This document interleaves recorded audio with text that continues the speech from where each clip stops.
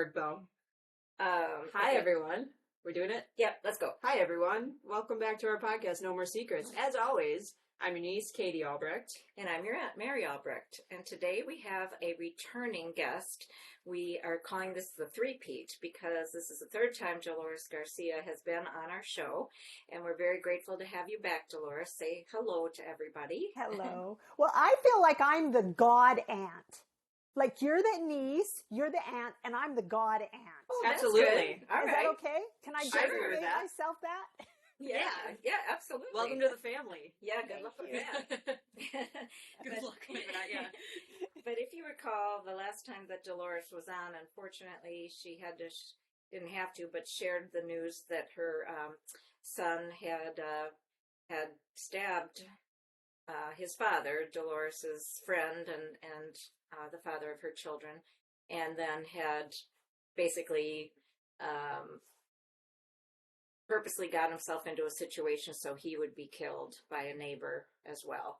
And if you haven't listened to that episode, it's called Miguel Matters. Her son is Miguel, and he matters, and he still matters. And Delores is here to talk about some things that have come up with our conversations, since the first time you were on, and with the story of Miguel. And just so you know, Delores has two wonderful children, and so we want to honor the other one as well. They both matter. But what happened is, even before the Miguel story, you and I were talking about forgiveness, and I remember thinking you have a real interesting view of forgiveness, because my mother, Katie's grandmother, she would say, I choose forgiveness, and in terms of mostly Ken.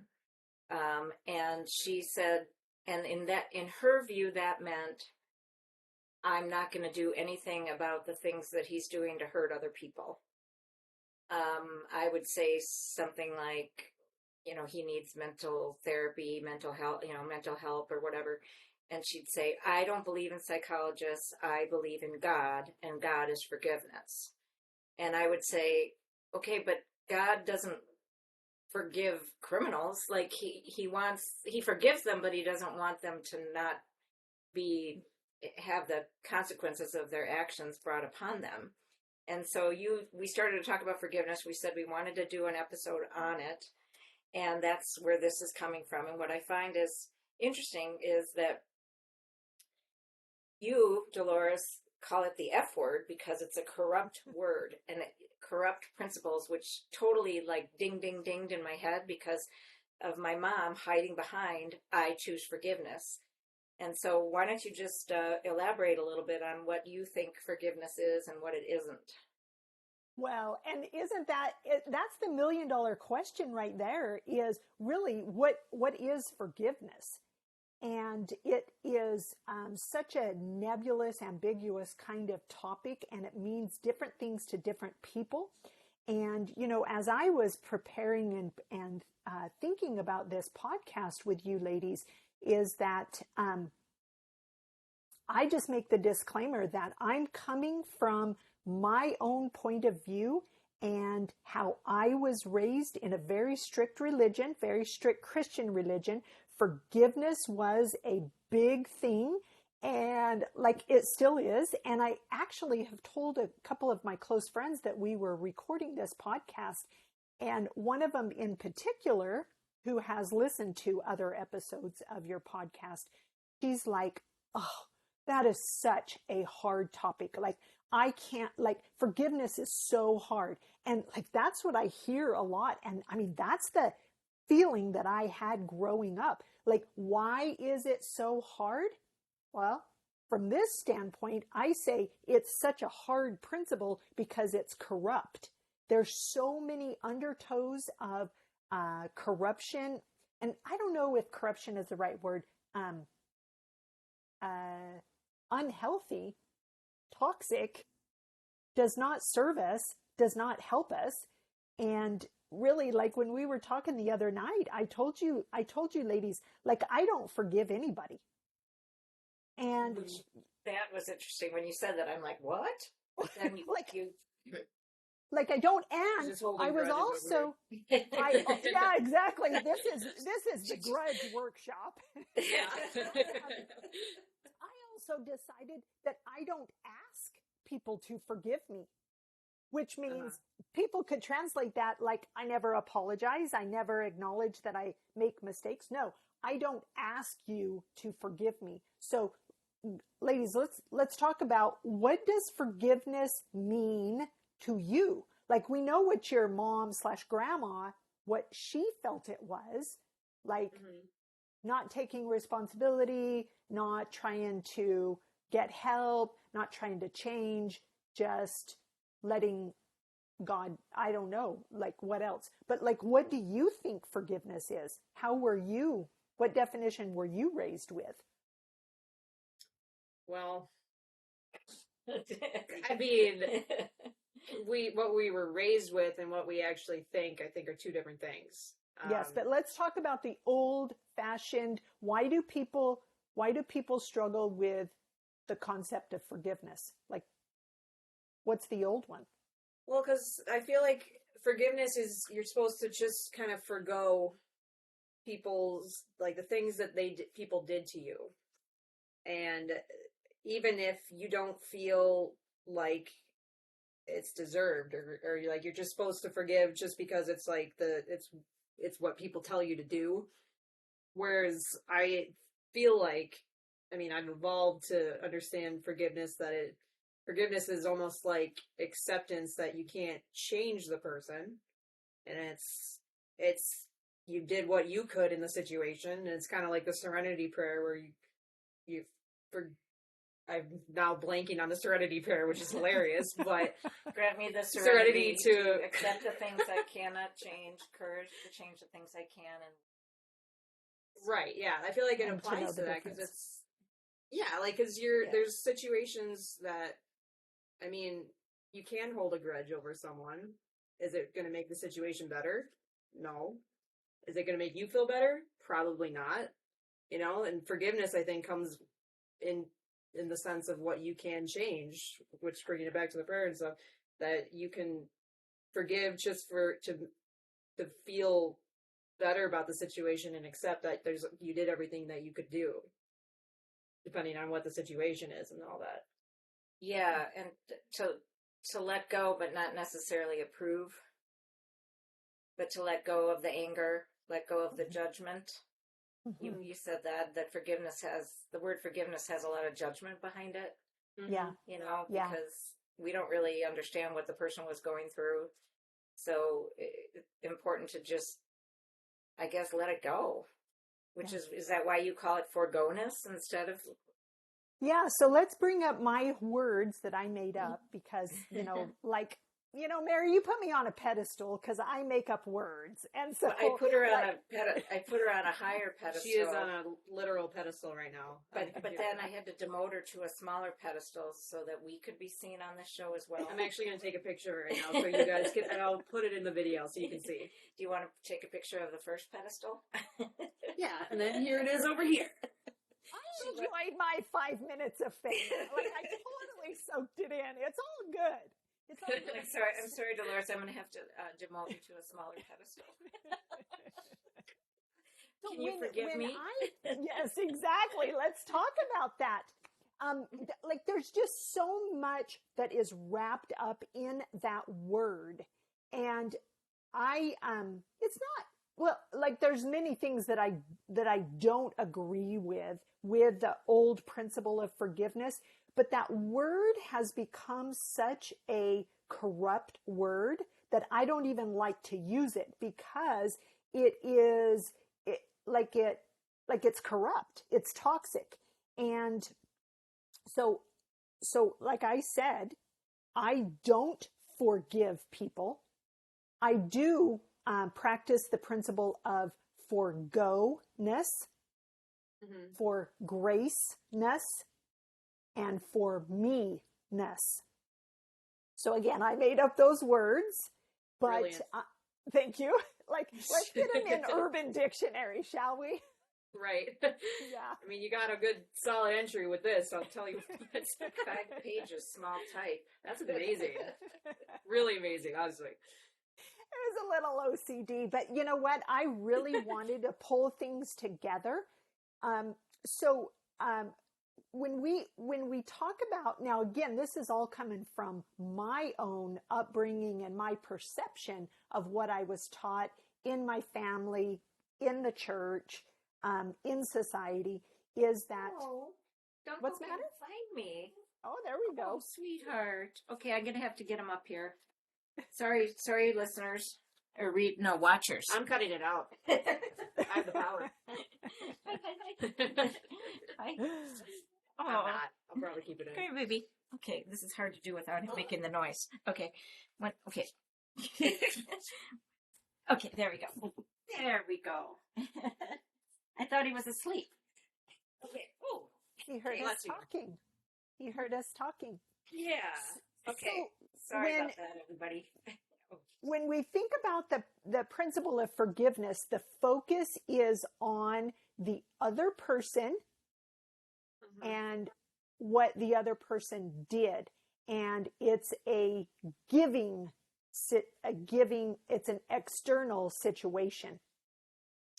And I think that that's a number one problem, is that you have no direct power or control over that other person. And what they did, they did. You don't have the power and control to be able to change or undo it. So it begs the question, what do you have the power and control over? The only thing you have is yourself. Okay? Okay. And so I would like to take the focus from external to absolutely internal. How about for takeness? Yeah, but how does that feel to you? Well, you're not giving anything away. You're for keepness. How's that? For keepness. And I like that better, because you're not taking anything. That's true. Yeah, you're just keeping. You're keeping what's important to you. You're not giving it. You're not giving yourself away in order to benefit someone else. That's right. Yeah, it seems like forgiveness is about the other person, at least in our society. Yes. Yes. It's not supposed to be, I don't think. I think it's supposed to be you forgive for yourself. Yes. I mean, you let go for yourself, you know. You're right. I'm thinking about the words, because I'm looking at especially how you spelt it out with the hyphens in between and stuff. I wonder if like the origin of forgiveness is forgive, like you give someone the gift of moving on or whatever. So it used to be directed at the other person, you know, like the word give is you're giving it to someone else. Yes. Which makes sense why you want to, like, you came up with these other definitions of it, you know, because it's not supposed to be about the other person. Yeah. Because the other person's going to do what they're going to do, you know? That's right. You can't, no matter what. You can try to persuade people, but they're not going to change because you want them to. It's because they want to, ultimately. And it's not going to automatically change your emotional experience and your the emotions that are stored inside of you. Like how many times, like, did your parents, or like, and I can remember saying this to my own kids, say you're sorry. Just say you're sorry. Okay, now say it's okay. And you're forcing your little kids to say the words with absolutely no emotional attachment to that. And I mean, that's almost the epitome of forgiveness to me. Say you're sorry. Say it's okay. and you call it good. And you're like, okay, I say it's okay, but like, I hate you now. And so I said the word, I accept your apology, but I still have that anger and hatred inside. Yeah. This is where the work is inside of our heart and what's stored inside of us. Mm-hmm. Yeah. Oh, sorry, what were you going to say? No, go ahead. I was wondering if you can kind of give some examples of each of the forgiveness, for graceness, and for meanness. So that I guess the listeners know, like, this really brilliant, outline that you came up with and stuff.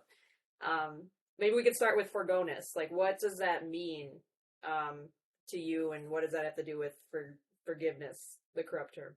Yes.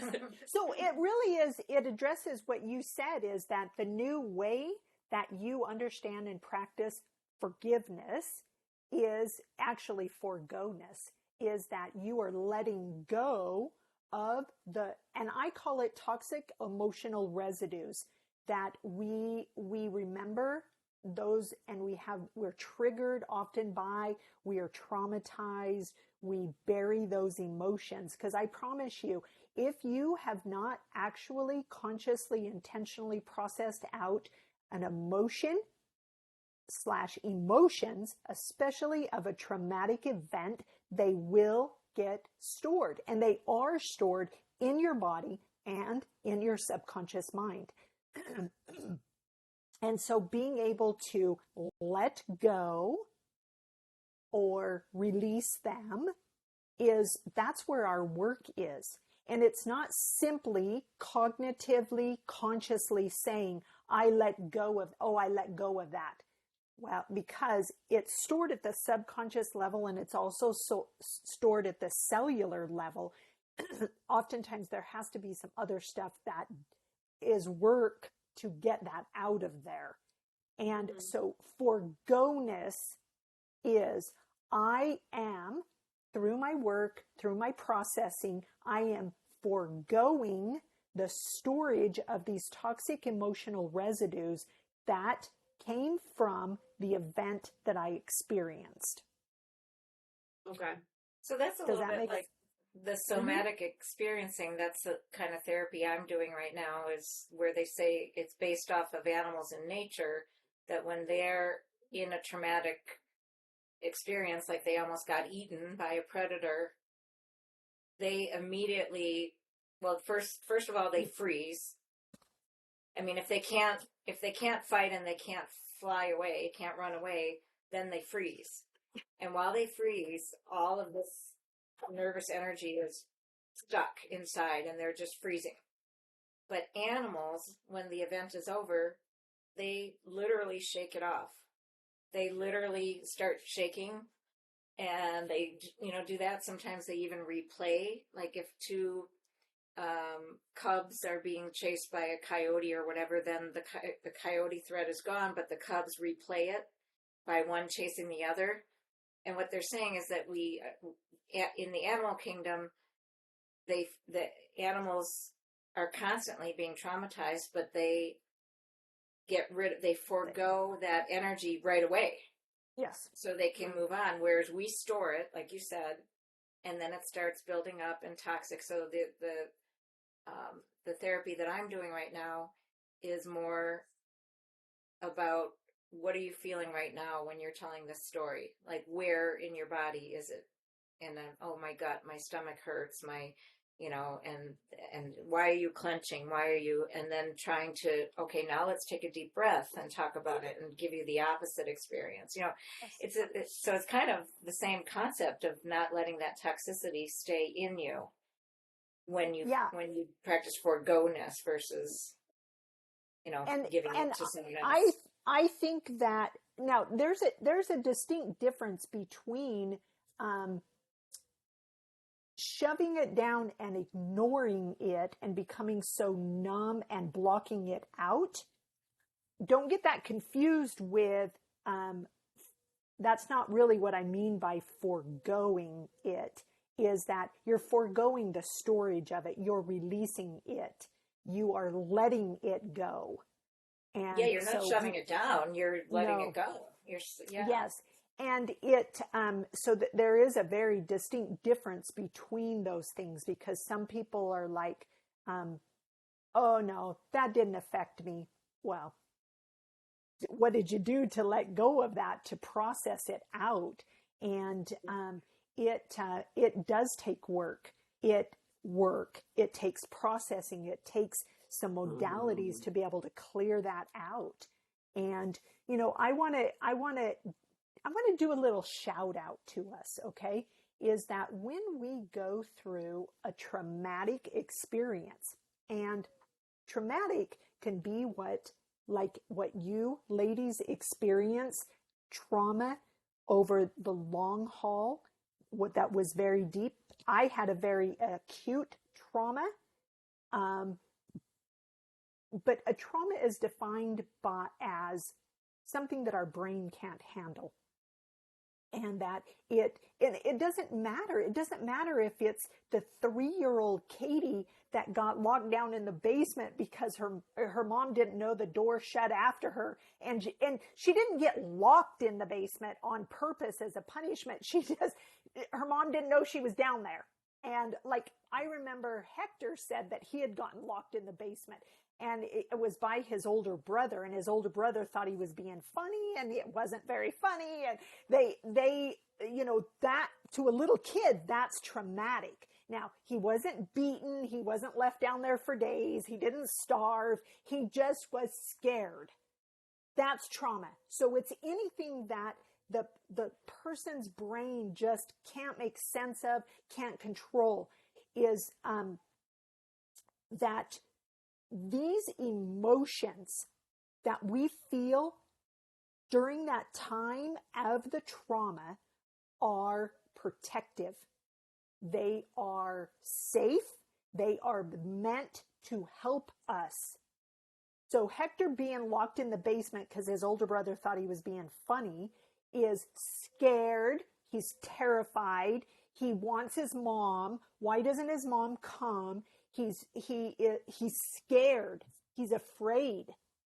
Those emotions are meant to protect him, to help that little boy stay in safe situations. So I just give us a shout out that we did nothing wrong. We didn't have bad, wrong, inappropriate emotional reactions. We went through a trauma and we felt very, very congruent emotions. Him getting locked in the basement, that's scary. He should feel scared.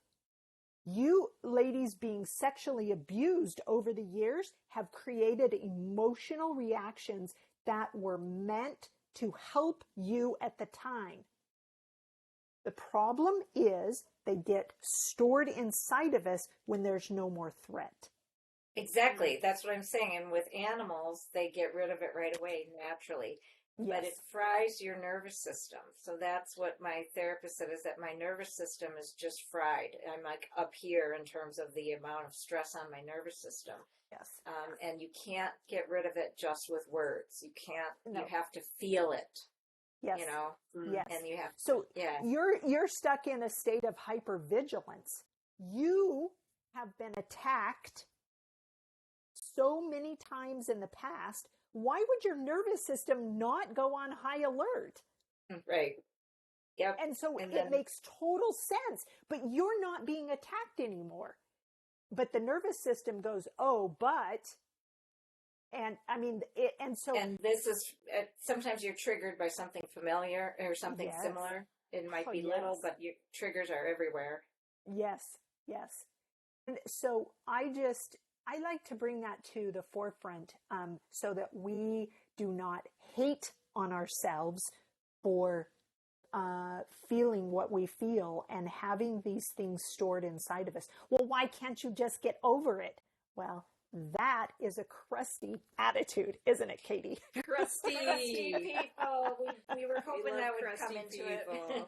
it. Yeah. It's just a great adjective, honestly. I love it. Yes.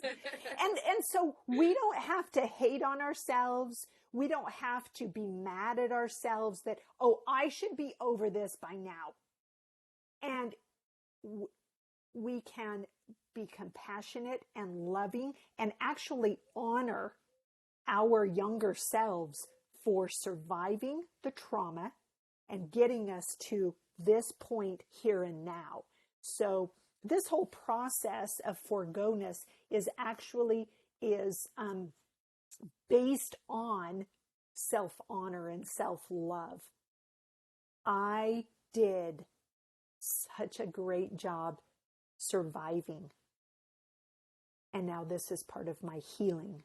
Does that make sense instead of hating on ourselves? Yeah. Absolutely. Which can help with resentment and everything too. You know, 'cause Yes. you're forgiving yourself for forgiving the other person. Sorry, I keep using forgiving because I'm Yes. forgoing the other person. Am I using that right? For gracing the other person? Maybe We- for we gracing. haven't Yeah. We Yeah. haven't gotten to that yet, but yeah, I think that's probably it. For gracing the other person and for meing us, and then for gracing the other person. Yeah. And so, I you know lost the what? point. Well, but you know what? These new words make us, even though they're kind of obnoxious and a little awkward, they make us be very, very conscious about the principles that we're talking about. When I talk about forgiveness, man, it just falls out of my mouth and I don't even think about it. And I'm like, that's really not the right word, Dolores. And so, you know what? So be awkward, 50 Shades of Awkward, Katie, and just like, I don't know what word it is. It's not forgiveness, but it's something. Or somethingness. Something elseness. Or fuckness. That's funny. So, okay, we have forgoness, where you're letting go of the toxic energy within you. Is that a good summary of it? Or Yes. synopsis? And there's also, we're going to talk about judgment. We can talk about judgment. And it also, we are foregoing the judgment of that other person.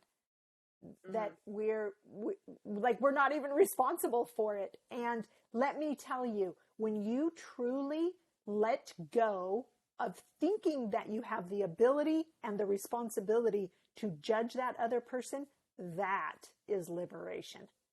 Because the burden, the impossible burden of judging another person and their true intentions, like it's an impossibility. But that's part of the corruption of forgiveness. So yes. Do you want to talk about for graceness and your example Sure. of saying something unpopular? About if you had lived every second in Miguel's life? Yeah. Every second. So let's talk about, and that really will underscore the principle of judgment. So for graceness, or maybe we can say for grace sake, you know, that it's, so giving grace is acknowledging that that person is human, okay? Acknowledging that, and this is a trust issue, is that giving them the benefit of the doubt that they did the best that anyone could given the circumstance and all of the factors behind that behavior.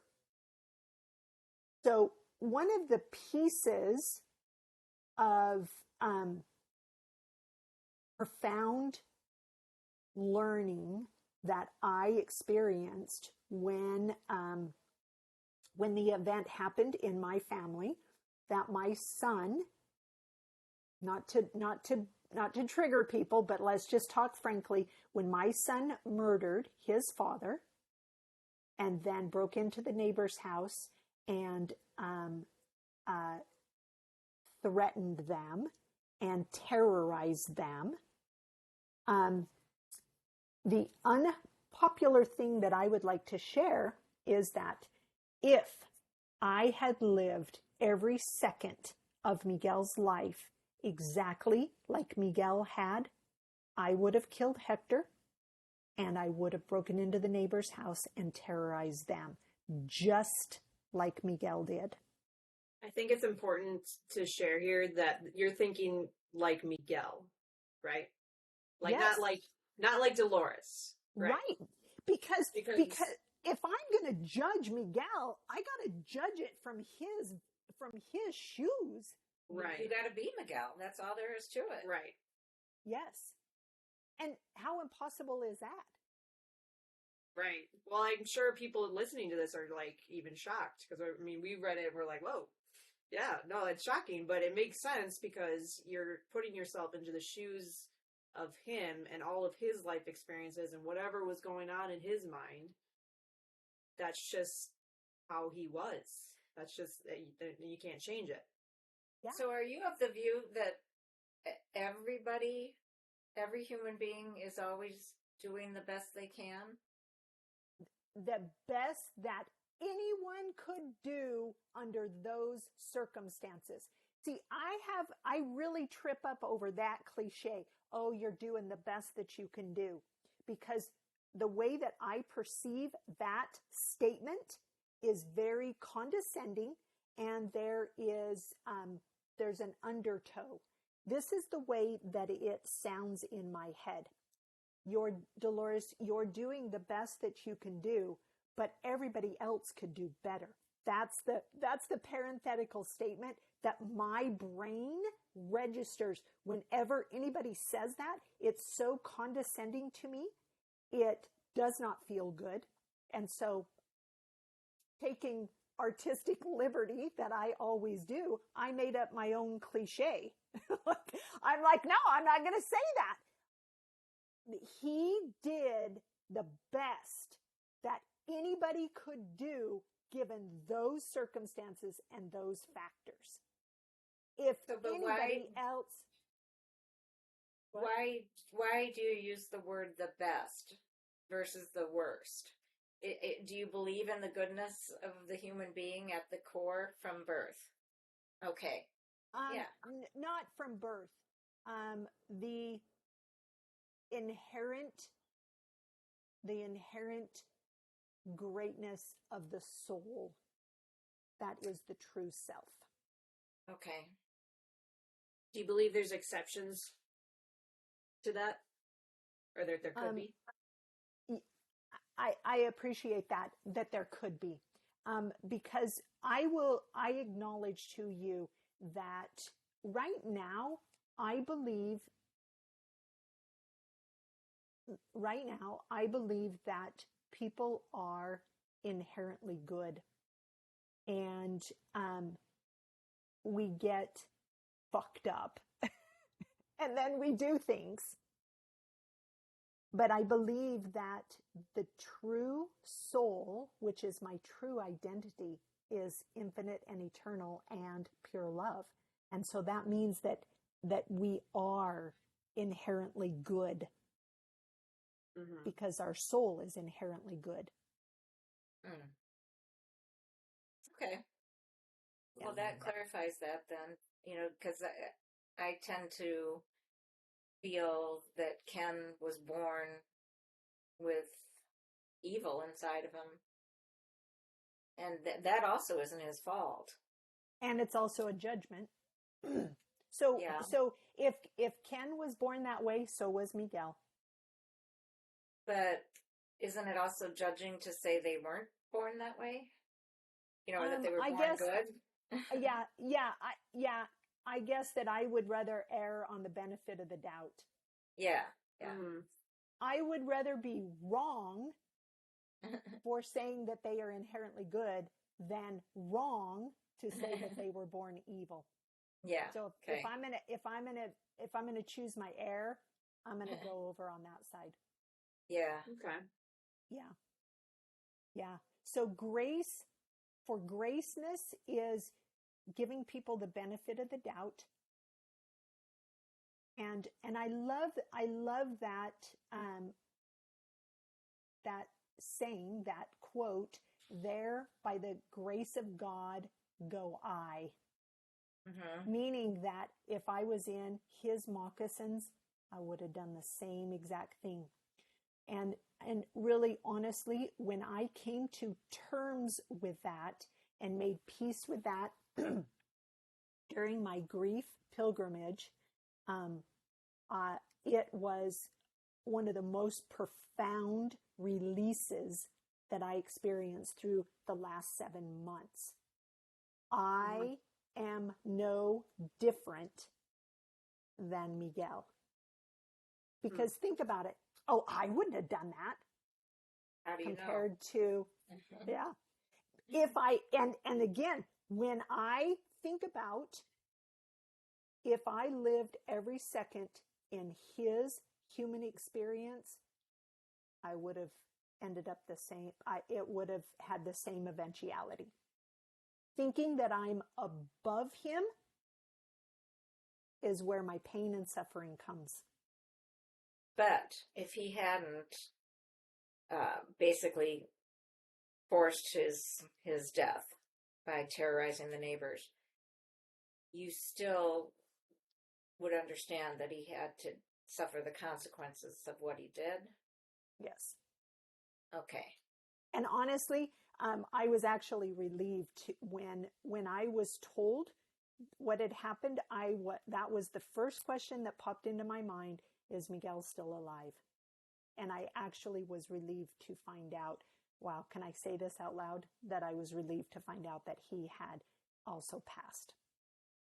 Yeah, I think you said that on the last episode, because you knew what he would be facing and what the consequences would have been severe for killing the person. Again, my mom would have thought forgiveness was not having Miguel have to go to jail or anything, having him just like buying it to go away, or saying he was mentally ill or something, that's what she thought forgiveness was. Yeah. And so Mary, really just check into how that feels inside of you. Does that resonate truth with you? Do you like really, like, you can think about Miguel if you want to. If he had lived, if he had survived that experience, do you think that that the world should just forgive him? He murdered his dad. Well, that's a tough question. It depends, because that's a corrupt word if we're having this discussion, in that way today. I think that he needs to suffer the consequences of his actions like anybody else, and it's probably not up to us to forgive because he didn't do it to us. Yeah.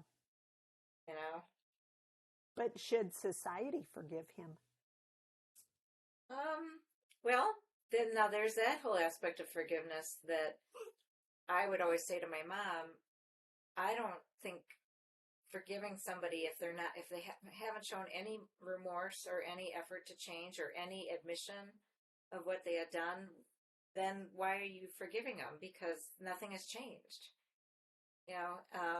So in Miguel's case, yeah, if he in that vein, if he showed some kind of remorse for it, and we understood or got closer to understanding what he was going through, then I would hope society could forgive him. I think I'd be more likely to forgo it. But for the actual forgiveness, I mean, I think that would be tough. I agree with Mary about I would look for a sign of remorse that he felt anything about what he did. Is like that's what I would look for, honestly. And but could I eventually forego it and move on? Yeah, absolutely. And give him grace in that he can forgive himself. So there's a whole other topic of self-forgiveness, Yeah. Which is just as corrupt as regular forgiveness. I think one clarification is really begging to be made is that we can talk about justice and the justice system and the criminal system, and I think that you can practice the principle of forgiveness in a justice criminal because it's black and white law. Did you break the law? Did you not break the law? But when we talk about personal issues of forgiveness, that's where the impossibility comes, is that we do not have the authority nor the insight to make any kind of judgment on that other person. Let's talk about facts. we did Ken do those acts to each of you? Yes or no? Yes. Yes. In what? I'm sorry. I didn't You- understand. Did Ken do those acts to each of us? Now, just to clarify, Ken. yeah, the abuse was different. It with was, Katie, yeah. but Yes. nevertheless, he did it. Yes. Yes. Yes. So did Miguel end Hector's life? Yes. Okay. Can we judge whether they were mentally able to make that decision? Do we know exactly what was going on in their mind at the time? Do we know how stable they were? Can it justify their action? What was all of that? I have listed out at least 100 different things that could have impacted Miguel's decision making at that moment of time.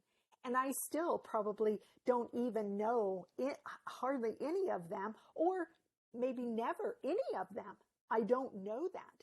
And so when we start trying to judge the other person, that's where we get into mud. The justice system and them basing it on law is a whole different thing than what we're talking about in interpersonal relationships and when another person does an act that involves us. Mm-hmm. Forgiveness is irrelevant. How about we just call it that? It's irrelevant because it's an impossibility. We cannot absolve them of what they did. We can only take care of how we experienced it and how we're storing that experience. Which I feel like brings us to the last one of for meanness, correct? Yes. Where you're basically reclaiming your own power in the situation with the perpetrator of whatever they did. Kind of thing. Do you want to explain more about for meanness? For meanness is that it is all about me. I mean, you know what, ladies? Here, let's talk about being selfish. Is that I Oh don't my God, we forgive. just had this conversation. Like, selfish is another corrupt word. It is. It is. Mm-hmm. Girl, if you're not loving and taking care of yourself, and if you want to call that selfish, you are going to be, let's do a repeat. You're going to be a crusty person. Yeah, you're going to be a crusty person that hurts, that is crusty to other people, and probably makes other crusty people because of your actions to them. That's exactly right. And so for meanness is all about honoring and self-seeing and self-loving and self-hearing. Is that, okay, we had an event that, so Mary, let's just use you as an example. You had an event that involved you and Ken. Okay? Right. And you now are left with the memories and the experience, the memories of the experience and the emotional residue that is all vibrational, all stored inside of your cells. That's what you're left with. So it really doesn't matter who the person was, why they did it. It's irrelevant. And he's dead now. So really, theoretically, you should be over it because he's gone now. If it really really did now need to involve him, you either are hopeless because you'll never get rid of it, or you should have been immediately cured of it, of any harmful emotional residue. But it has nothing to do with him now. After the event is over and he was just a player in the event, now your work begins, and it's all your work. It has fucking nothing to do with him anymore. So Really good forgiving, Really powerful. That's a really Yeah. good point. yeah, it's for me. It's all for Right. me. That's all that matters. Yeah. Like, quote me on that. Dolores thinks that she's all that matters. Like, she is. What's the I difference mean, at the end of the day, we all do. You know, we Well, all we- think of that about ourselves, honestly. We would benefit if we did. if we were looking out for ourselves. I really don't like the word selfish though, because what about a narcissist? Like, a narcissist is damaging to others. Well, I guess that what we want to focus our attention on is a loving relationship with ourselves. The focus is on self-love. Without hurting other people. And I guarantee you, 100% money back guarantee, girls, if your relationship with yourself is based in self-love and self-honor and self-respect, you are not going to intentionally hurt other people. Okay, there you go. Yep. A narcissist does not act out of self-love. Correct. That's a good distinction. They are actually some of the most deeply self-loathing people that there are. That makes sense with Ken. Yeah, he was very self-loathing. I don't even think narcissist fully describes him, but Well, that was just one of the hundredth of the his diagnoses. Yeah, he was probably a psychopath or sociopath or something. He could not see outside of himself. But being selfish, again, it's a misnomer. Totally it's different not things. Yeah. Yeah. So acting with self-love and self-honor, self-respect. That's what this whole thing, F word, is all about. I think that was really, I mean, it's such a good lesson, and I love how you brought it all full circle and everything. And it's really important, I think, for people that are struggling to forgive terrible events that happened in their life. And I'm using forgive just for Yes. not having another one. Yes. But to actually forgive, and that, because we're not the only people that have had terrible things happen to them, and they happen every day.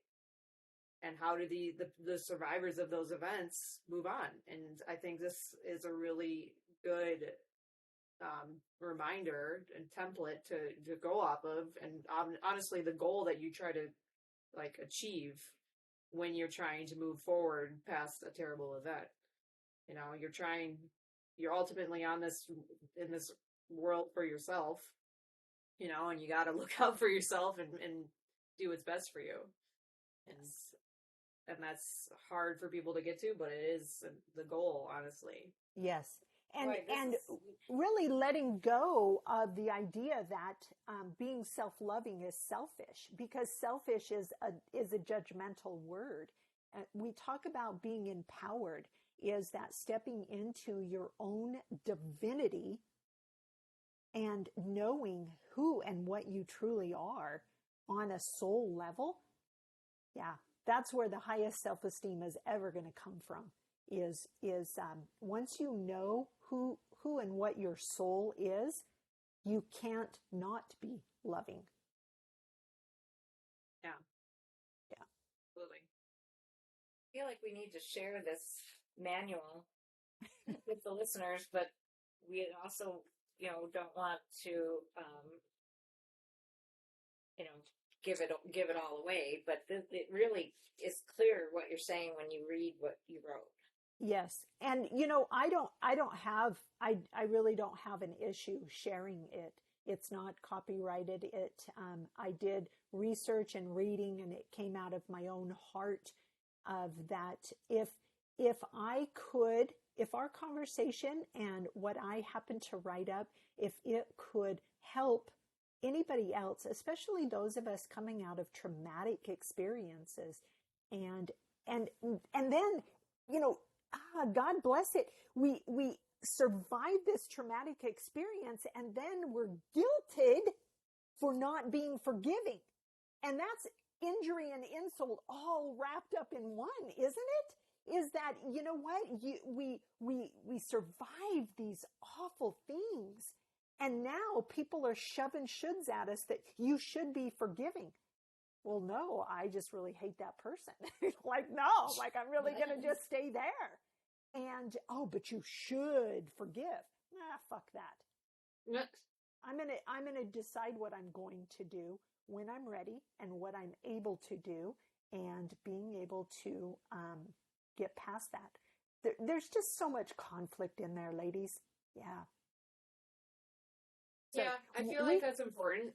Like, it's all this stuff should be on people's own timetables, like when you get to the point of feeling like you can offer the person grace and, feel like you're past it to the point where it's not affecting you anymore. It all is on everyone's own timetable. And sometimes it doesn't mean that you want that person in your life, like right. It's, if they did something wrong to you, I think you can offer them grace, but still have the boundaries set up where they're not currently allowed to keep affecting you or keep traumatizing you or any sort of event that makes you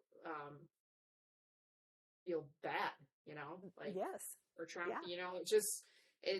it doesn't mean you can't have boundaries, but it means that's that you can still lift your head up above it despite something bad happening to you. Yes.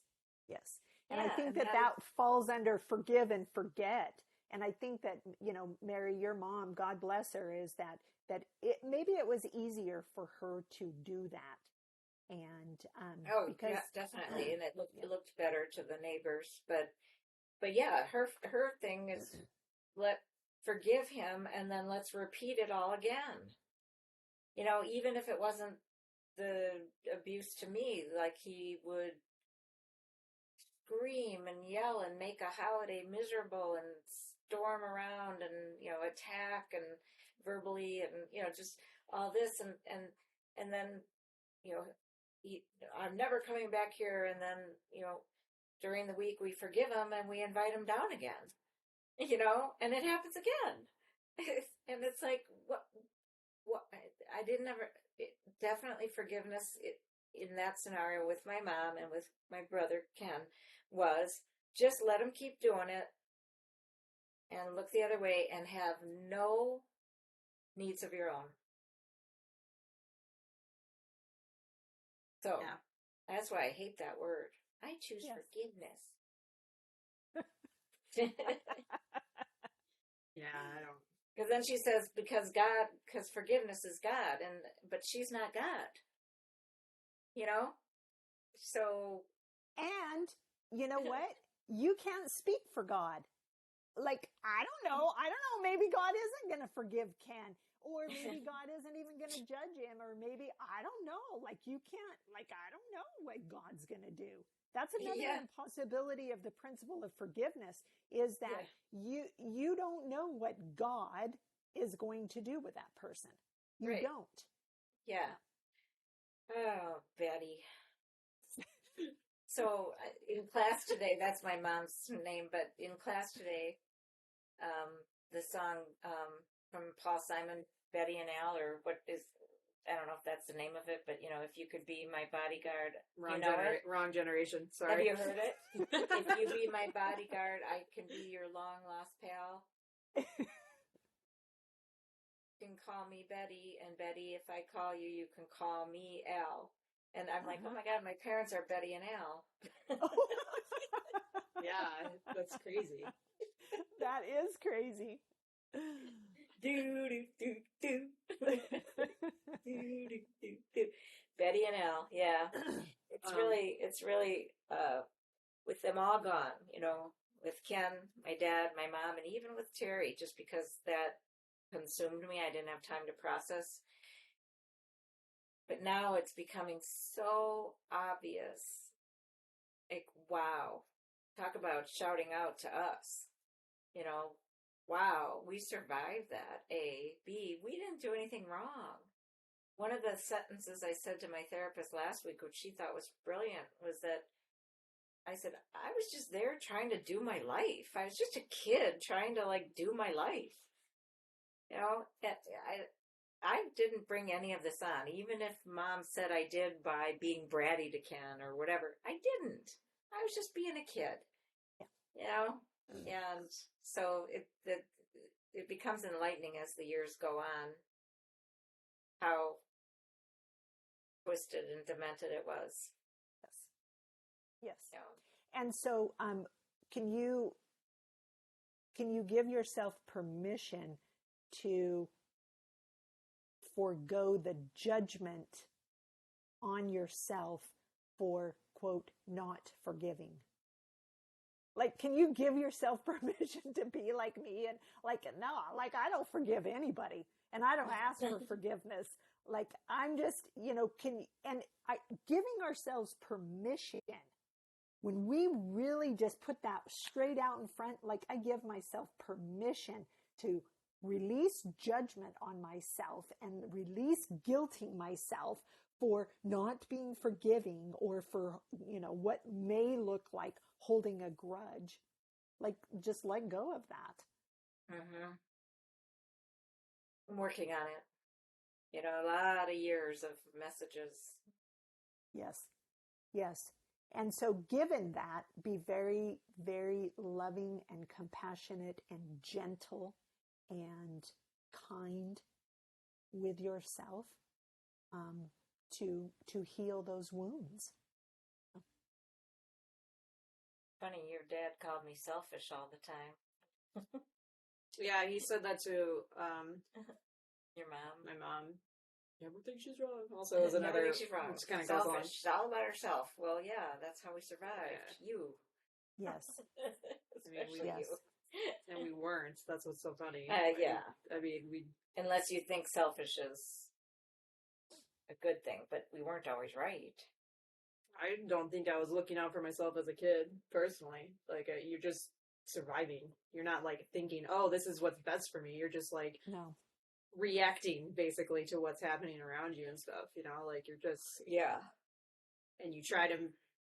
Once upon a time, I know both of us wanted it to just make it better and make him better, and it just doesn't happen because you can't make another person different.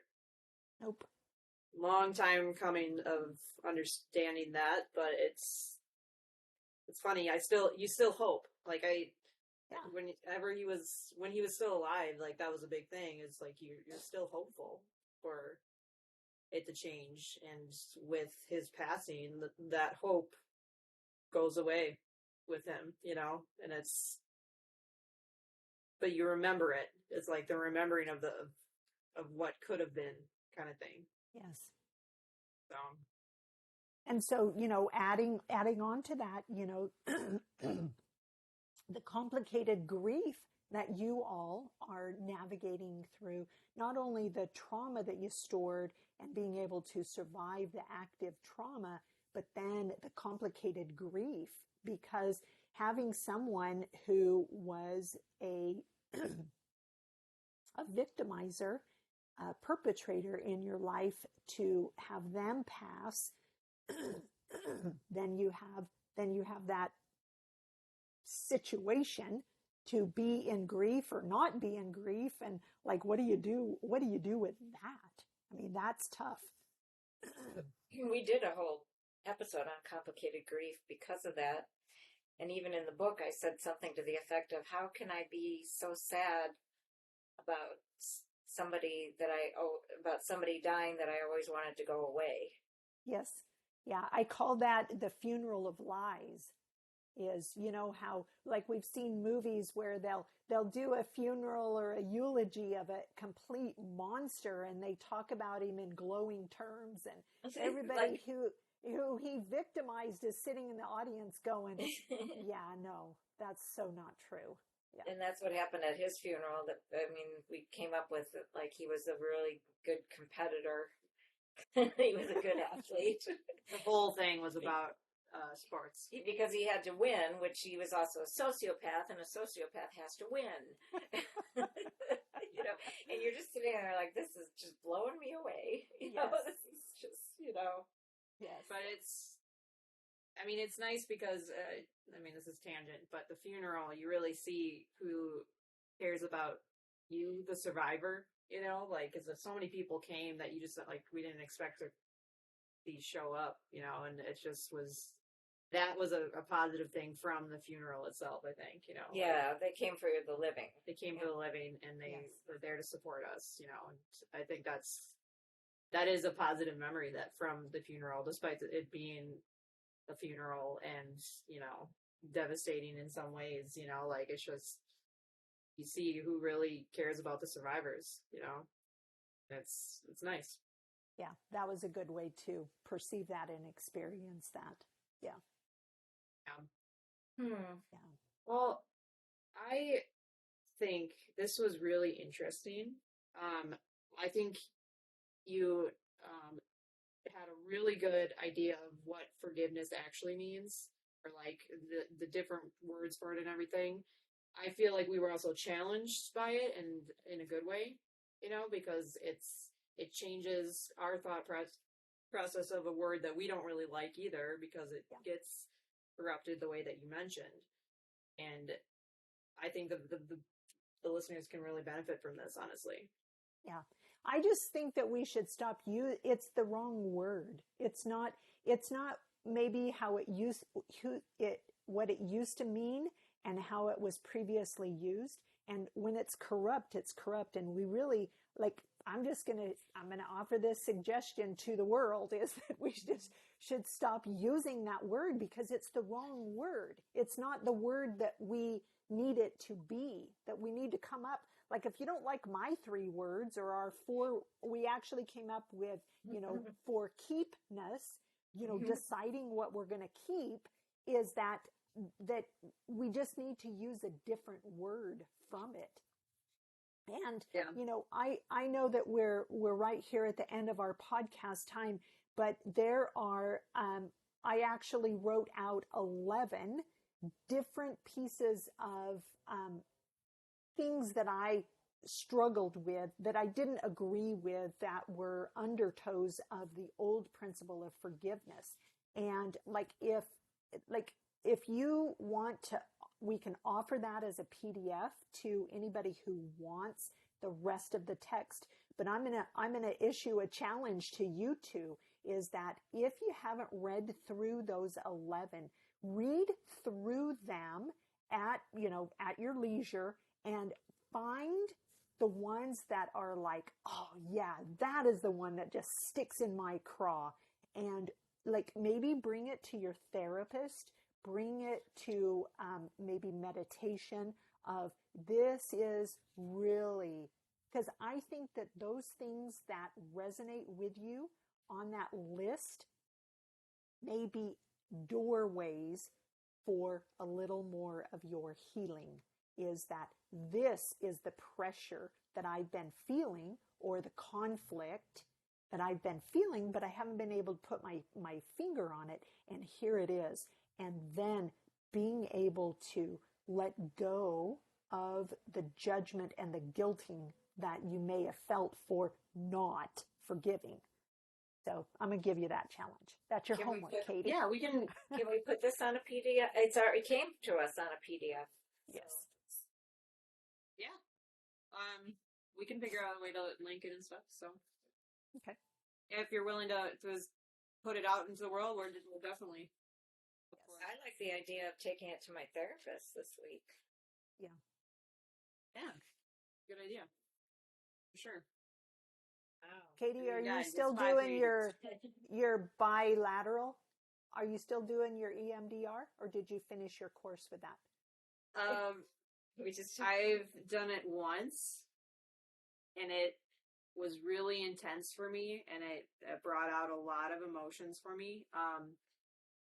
And I've seen my therapist like weekly since then. It's been a couple months and I haven't done it again, but every single time we're like, we're going to do EMDR, but it's kind of a running joke between me and her now because we end up talking about something else. So, Okay. yes, I am. I just haven't, I haven't recently. So may I offer you a piece of love and gentleness and compassion? You're doing it at your pace. There is no regret. You are not doing it wrong. You are not doing it, and you're not doing it enough. You are doing it at your pace. You're acknowledging that it brought up a lot. You just do it at your pace. No regrets. And my therapist says that too, which is why we put it off for a couple months now. Good. And I do think it'll be beneficial, but it was a lot. Yeah. I'm not gonna lie, like it brought up a lot of heaviness and affected me in my day to day and stuff. So I can see it, you want to get that out. The goal is to get that out of your system and everything, but it takes time. Honey, you got to do it. You got to do it with recovery time in mind. So yes, absolutely. Right. Yeah. That's the other thing I'm finding as this therapy gets more intense now that I'm trying different ways to bring it out, that I have to give myself the whole next day.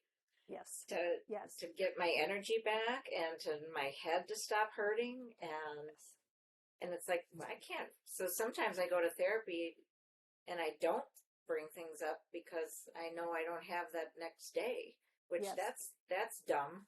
No, it's self-honoring.